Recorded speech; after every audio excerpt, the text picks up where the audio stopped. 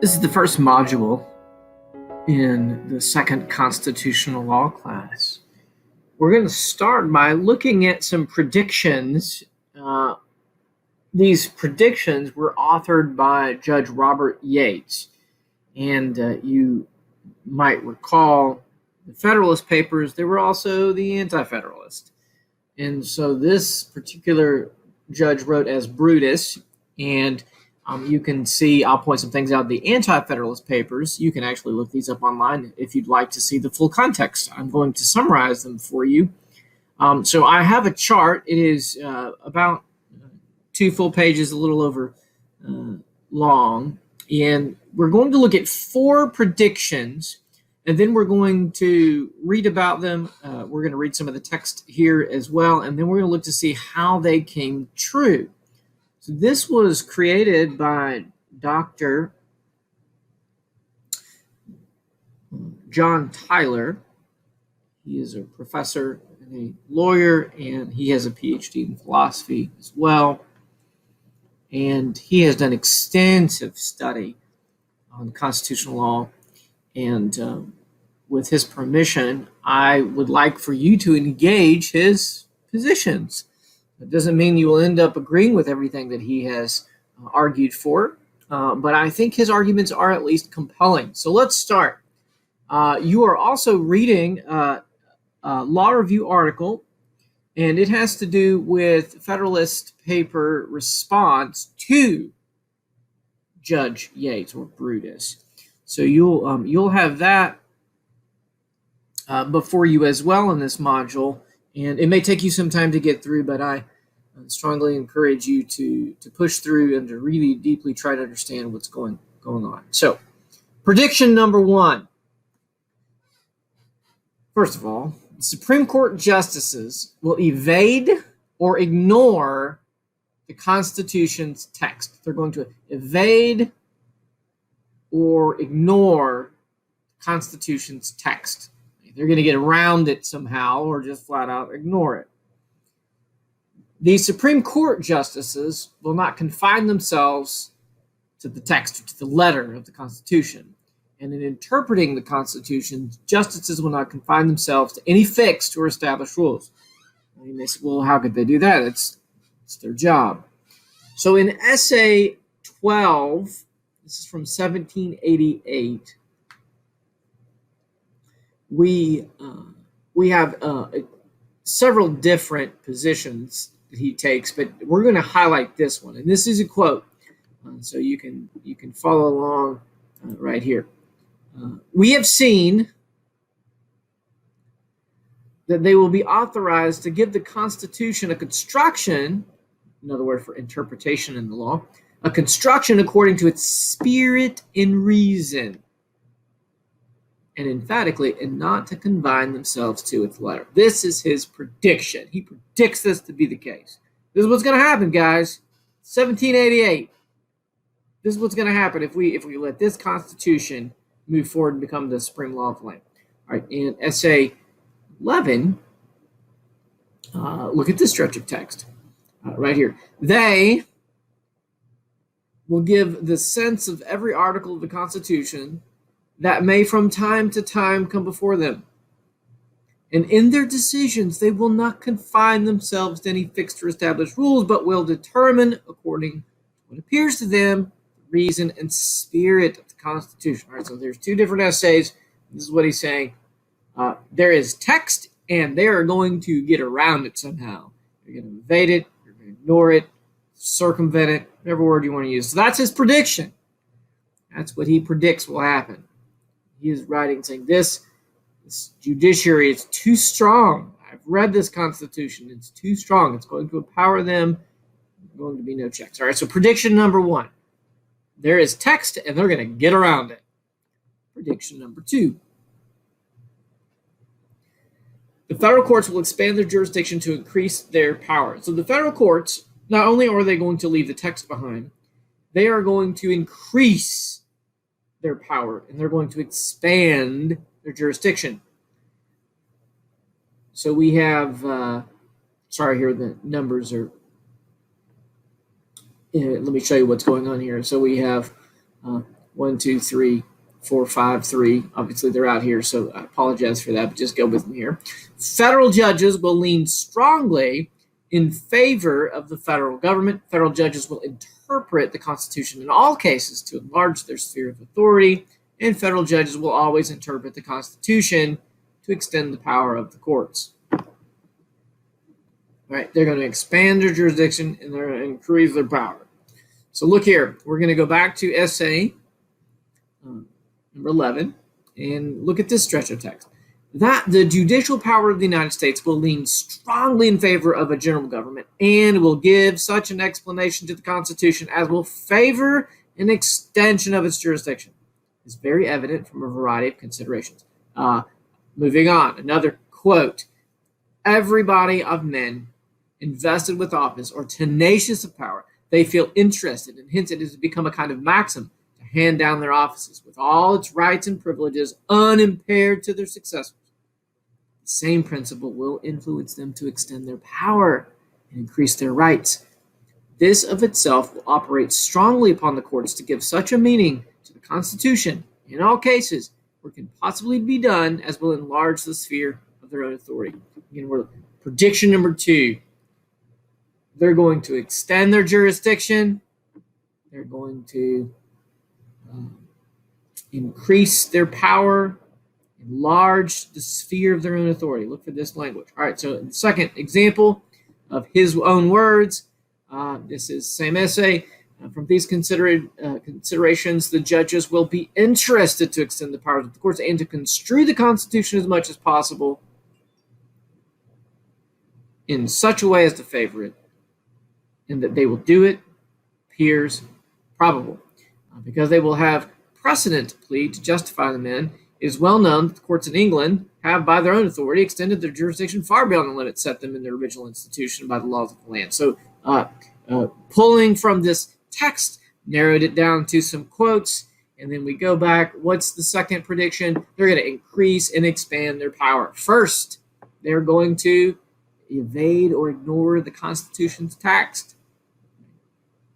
Think of the spirit. They're going to get the spirit of the Constitution and ignore the text. Second, they're going to enlarge their jurisdiction, expand it, and increase their power. So they're going to be able to speak to more places, and then when they speak, they're going to have a more powerful or authoritative voice. All right, so let's look at number 3. Federal courts will extend the federal government's legislative power. So far, we're talking about strictly, immediately, the judicial power. His third prediction is, look, the federal courts, they're going to extend the federal government's legislative power. This legislative expansion is going to increase the powers of the federal courts. Federal courts will authorize Congress to do anything which the court's judge will provide for the general welfare. So that's from the preamble, right? In order to form a more perfect union, establish justice, and then provide for the general welfare. And then thirdly, the effect of these decisions, the Supreme Court decisions, will be the same as granting Congress a general and unlimited power to legislate. And that is not what anyone intended at the beginning of this whole thing we call the United States government Constitution. So let's see what he says in his own words. Over here, now we're looking at essay number 12. This is part 1. This will certainly give the first clause in that article a construction, or that's an interpretation, to authorize the Congress to do anything which in their judgment will tend to provide for the general welfare. And this amounts to the same thing as general and unlimited powers of legislation in all cases. Let's let that sit on our brains. Let's move to the next stretch of text. Every extension of the power of the general legislature, as well as of the judicial powers, will increase the powers of the courts. And the dignity and importance of the judges will be in proportion to the extent and magnitude of the powers they exercise. I add, it's highly probable the emolument of the judges will be increased with the increase of the business they will have to transact and its importance. From these considerations, the judges will be interested to extend the powers of the courts and to construe the construction as much as possible in such a way as to favor it, and that they will do it appears probable. Seeing that language again. So we can take from these two quotes from his own words, not only are the federal courts going to extend their own power directly, they're going to indirectly increase their powers because they're going to extend the government's legislative power. So the judiciary, one of the branches, right, the judiciary, it's going to increase the power of another branch, Congress. And every time it increases the power of Congress, it's going to sort of kick back some additional authority or power to the court. So again, we have the text. We're going to obviate. We're going to go around it. We're going to evade it. We're going to ignore it if we're Supreme Court's justices, according to this prediction by Brutus, who is Judge Yates. And then second, so we're going to leave the text behind. Then we're going to do everything we can to increase our jurisdiction and to increase our power. Not only are they going to extend power to themselves insofar as they can, they're going to extend the federal government's legislative power. So they're going to give the Congress power, and that in turn will increase their own power. So indirectly. And then finally, prediction number 4. See if this one works out. Federal courts will silently and imperceptibly subvert the legislative, executive, and judicial power of the states, severely diminishing the power of state governments to make and execute laws. So the federal governments will entirely subvert the legislative, executive, and judicial powers of individual states. Federal courts will always limit states' powers. Federal courts will take from the state governments every power of either making or executing laws, and federal judges will construe the Constitution so that states will lose their rights until they become so trifling and unimportant as not to be worth having. So you can look here. We'll do the same thing. Look at his own words. This is from Essay 11, 12, and 12, Part 1 and 2. The judicial power will operate to effect in the most certain but yet silent and imperceptible manner what is evidently the tendency of the Constitution. I mean, an entire subversion of the legislative, executive, and judicial powers of the individual states. Every adjudication of the Supreme Court on any question that may arise upon the nature and extent of the general government will affect the limits of the state jurisdiction in proportion as the former enlarges the exercise of their powers, will that the latter be restricted. So he's saying they're going to start, that is federal judges, right? Judicial power at the federal level, they're going to subvert all the branches of government at the state level of individual states. And anytime they take power from the states, in that proportion, the state's power is going to be limited, right? So let's look at number 2 here. In my last, talking about his essay, I showed that the judicial power of the United States under the first clause of the second section of Article 8 would be authorized to explain the Constitution not only according to its letter, but according to its spirit and intention. And having this power, they would strongly incline to give it such a construction as to extend the powers of the general government as much as possible to the diminution and finally to the destruction of that of the respective states. Next quote sentence. Here we are right here. Now, to make a union of this kind perfect, it is necessary to abolish all inferior governments and to give the general one complete legislative, executive, and judicial powers to every purpose. The courts, therefore, will establish it as a rule in explaining the Constitution to give it such a construction, again, interpretation, as will best tend to perfect the union or to take from the state governments every power of either making or executing laws. And lastly, from these remarks, it is easy to see in proportion as the general government acquires power and jurisdiction by the liberal construction which the judges may give the Constitution, will those of the states lose its rights until they become so trifling and unimportant as not to be worth having. So that's the sort of the backup. That's the source material for these. So let's go over them one more time. What are they going to do? Evade and ignore the Constitution's text. The words. Second, they're going to do everything they can to expand their jurisdiction and to increase their power. they're also going to extend the federal government's legislative power. And this, we will see, increases their powers. Finally, they're going to somewhat silently, maybe imperceptibly, they're going to subvert the three branches of government at the states level. And that's going to diminish the power of the state governments in proportion to what they take. So those are 4 predictions. This is at least an argument offering some evidence that these 4 predictions did come true. So as we think about entering into the second constitutional law class, we're thinking about lots of cases, and the Supreme Court is going to be doing some expansion. We will see some of the first 3 articles, some other things, other articles. There's stretches of text that say something and then provide some sort of level of power. There is a sort of non-delegation, there's separation of powers, there's enumerated powers. We will see that the Supreme Court comes in, and as it reviews that text or the amendments, we're going to see an increasing power, increasing jurisdiction. All right, so let's see what Dr. John Tyler says. So I'm not going to go over all of this. I want you to take a look at it. But SCOTUS will ignore the Constitution section. Right? That's the first prediction. And this is the constitutional provision. The judicial power shall extend to all cases, law and equity. Right? This is familiar to you from Marbury versus Madison. So the Supreme Court in Marbury versus Madison, arguably, grants itself the power of judicial review over the legislative and executive branches of the federal government.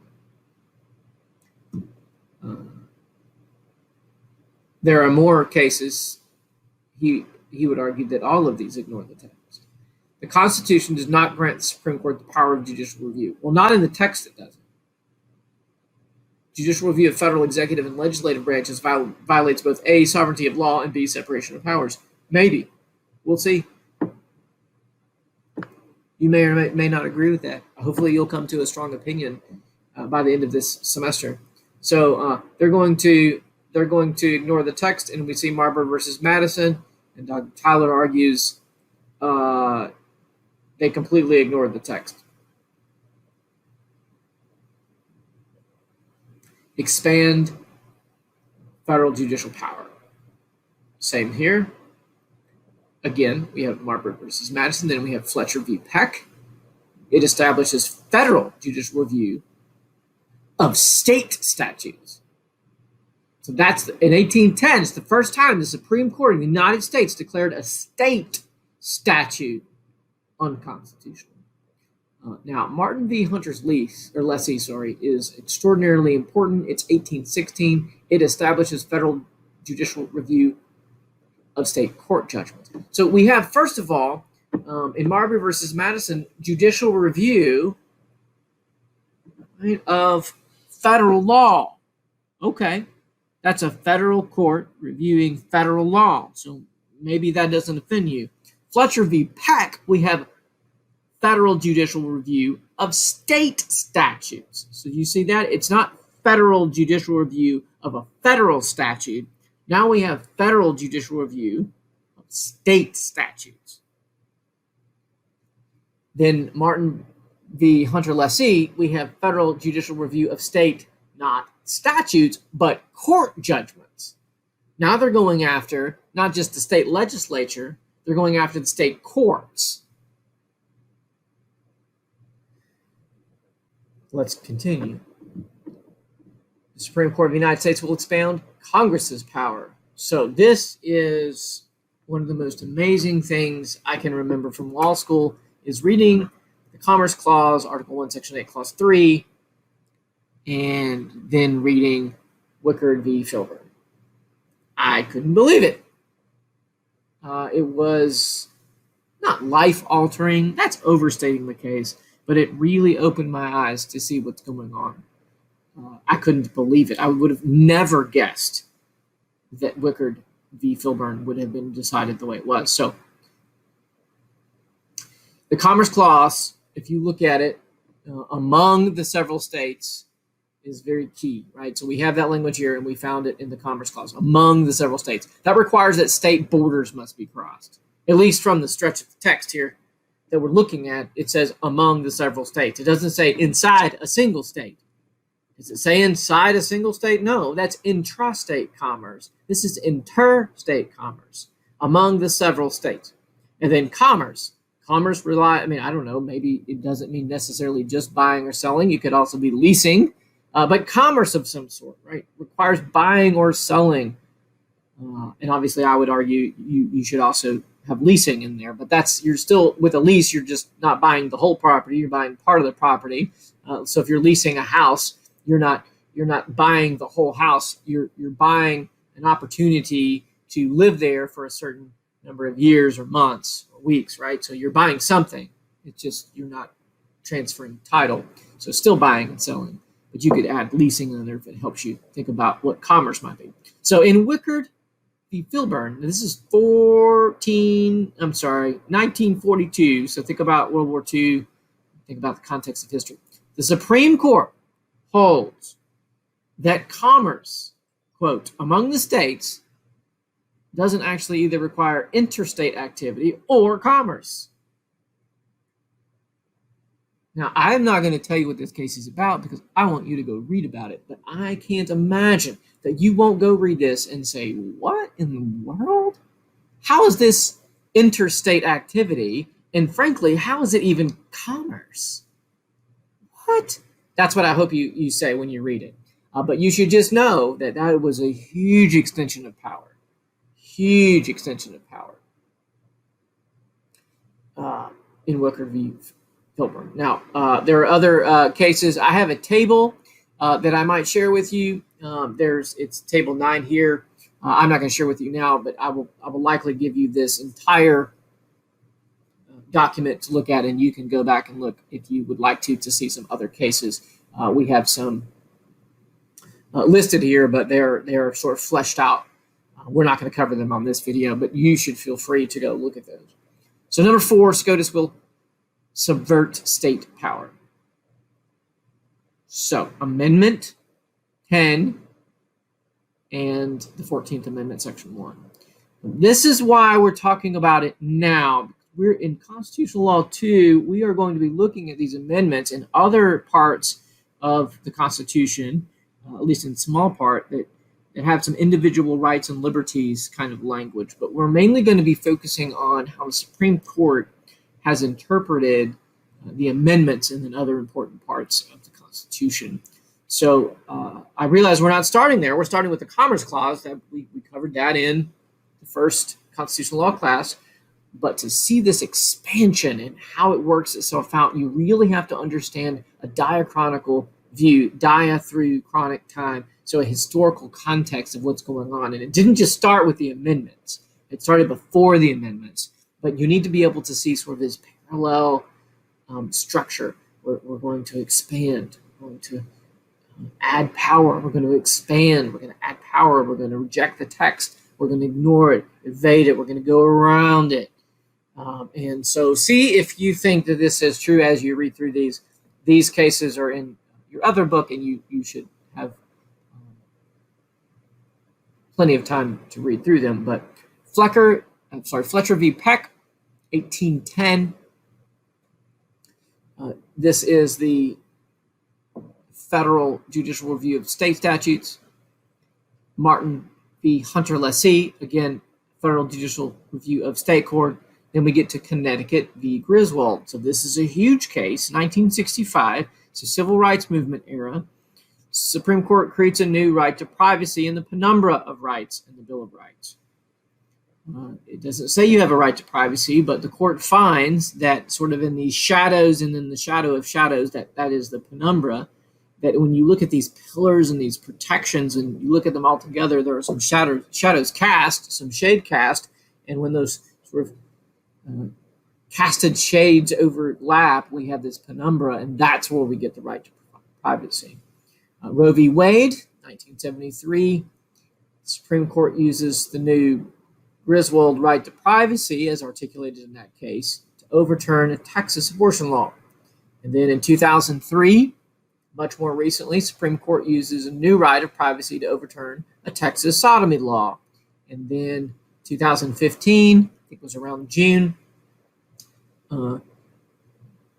Obergefell v. Hodges, the Supreme Court creates a new fundamental right to overturn state laws and force states to recognize gay marriage, same-sex marriage, holds that fundamental rights include the rights that allow persons within the lawful realm to define and express their identity. You will see that there are even more cases that have come out since 2015, but Obergefell is really a huge case. You're going to be spending a lot of time on Obergefell, but there's a couple others as well you'll be briefing for this class, but this is one of them. And we're going to look not only at the result, but how the court got there. So I realize that's at sort of the end of this long list, but since we're going to be focusing on these due process, we'll be looking at the First and the Second Amendment, Fourth Amendment, 10th Amendment. You're going to spend a lot of time on Obergefell, going through it, not only briefing the case, the majority opinion, but also the dissents.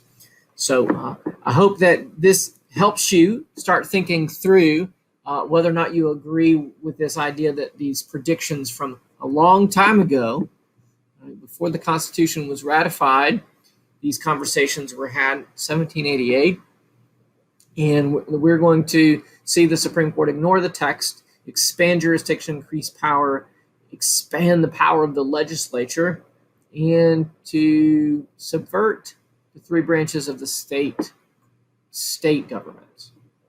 We'll see if that comes true. Here's one argument that they have indeed come true. Here's how. Here's when. But I think it's a helpful framework for you to see that we're going to not use the text. We're going to ignore it. And then at every opportunity, we're going to expand our jurisdiction. We're going to increase our power. And we're going to increase the power of Congress. If you think about that as you're reading through the cases, I think this framework will help you understand what's happening at a larger level. It may frustrate you at times too. That's good.